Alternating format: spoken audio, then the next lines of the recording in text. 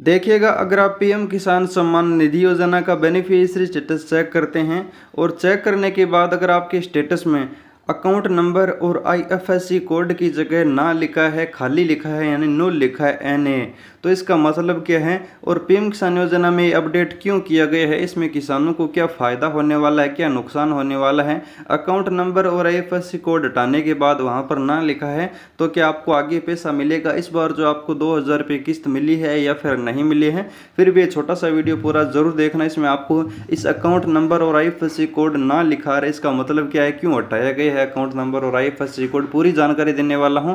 Video पूरा जरूर देखना, यहां पर आपको पीएम किसान योजना से रिलेटेड पूरी जानकारी दी जाती है। तो किसान भाइयों, सबसे पहले मैं पीएम किसान के पोर्टल पर आ चुका हूं, इसका लिंक डिस्क्रिप्शन में आपको मिल जाएगा। ज़्यादा जानकारी के लिए वहां से आप मेरे से कॉन्टेक्ट कर सकते हैं। फिर आपको बेनिफिशियरी स्टेटस वाले ऑप्शन पर क्लिक करना होगा। अब यहाँ पर मैं किसान की आधार नंबर डाल लेता हूँ। तो यहाँ पर आपके सामने इस तरह से बेनिफिशियरी स्टेटस ओपन हो जाएगा। तो यहाँ पर अब आपको चेक करना है कि आपकी डिटेल के अंदर जो ऊपर आपको अकाउंट नंबर दिखाए जाते हैं, यहाँ पर अगर आपके अकाउंट नंबर में ना लिखा रहा है तो इसका मतलब आपका पेमेंट मोड आधार हो चुका है। अगर यहाँ पर आपके अकाउंट नंबर और आईएफएससी कोड बिल्कुल शो कर रहे हैं, लास्ट के 4 डिजिट शो कर रहे हैं, आईएफएससी कोड पूरे शो कर रहे हैं, तो इसका मतलब है कि यहाँ पर आपके पेमेंट मोड अभी आधार नहीं हुआ है, आपका पेमेंट मोड अभी भी अकाउंट शो कर रहा है।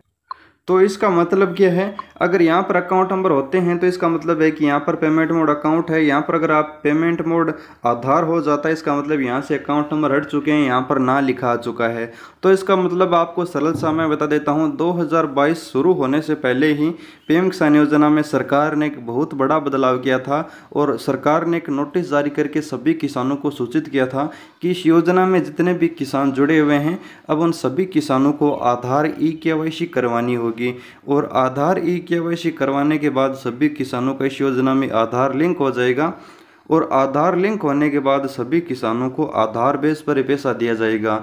यानी आप ई-केवाईसी करवा लेते हैं, ई-केवाईसी करवाने के बाद आप इस योजना में आधार लिंक करवा लेंगे और आधार में जो भी आपका बैंक अकाउंट लिंक होगा, यानी जिस बैंक में आपकी एनपी से जुड़ा हुआ होगा, उस बैंक में आपका पैसा आने लगेगा।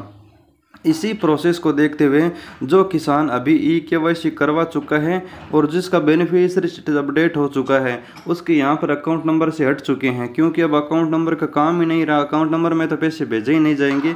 अब अकाउंट नंबर और आईएफएससी कोड का कोई मतलब नहीं रहा। अब आपके पैसे सिर्फ और सिर्फ आधार में जुड़े हुए बैंक में भेजे जाएंगे, यानी आपके आधार कार्ड के साथ जो भी बैंक अकाउंट लिंक है उसमें आपके पैसे आने वाले हैं। तो उन सभी किसानों के लिए बहुत ही अच्छी खबर है जिनका यहाँ पर अकाउंट नंबर हट चुका है, क्योंकि उनका ई-केवाईसी सक्सेसफुल हो चुका है, आधार ऑथेंटिकेशन हो चुका है, सभी काम कंप्लीट हो चुका है, इसलिए उनके अकाउंट नंबर हटे हैं और उनका पेमेंट मोड आधार हो चुका है। पेमेंट मोड आधार होने से किसान के लिए खुशखबरी है कि उसका पैसा आधार बेस अकाउंट पर आएगा, यानी आधार में जो लिंक बैंक अकाउंट है उसी में आएगा। उससे किसान कमेंट करते हैं कि हमने ई-केवाईसी करवा ली, हमारा सब कुछ सही है, फिर भी यहाँ पर हमारे account number IFSC code show कर रहा है, हमारा पेमेंट मोड अभी आधार नहीं हो रहा है, पेमेंट मोड अकाउंट ही शो कर रहा है। तो ये गलती आपकी नहीं है। पीएम किसान योजना के जब अधिकारी आपका स्टेटस अपडेट करेंगे उस समय आपका जब ई-केवाईसी हो चुका होगा, आधार मतलब लिंक होगा, तो यहाँ पर आपका पेमेंट मोड आधार अपने आप कर दिया जाएगा और अकाउंट नंबर आईएफएससी कोड हटा दिए जाएंगे।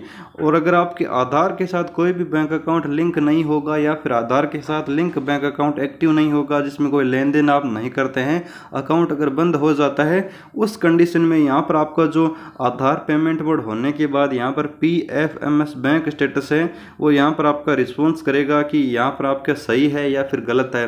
अगर आपका बैंक सही नहीं पाया जाता है आधार के साथ जुड़ा हुआ, तो यहाँ पर पेंडिंग या फिर रिजेक्ट कर देगा। अगर यहाँ पर पेंडिंग रहता है तो आपको सुधार करवाना होगा, रिजेक्ट कर देता है तो आपको बैंक चेंज करवाना होगा। इस तरह का प्रोसेस रहता है। जैसा कि यहाँ पर एक्सेप्ट शो कर रहा है, इसका मतलब है कि इस किसान के आधार में जुड़ा हुआ बैंक एक्टिव है, किसान के पैसे आसानी से आ सकते हैं और जो पिछली 31 मई को किस्त मिली थी वो भी किसान के खाते में आ चुकी है।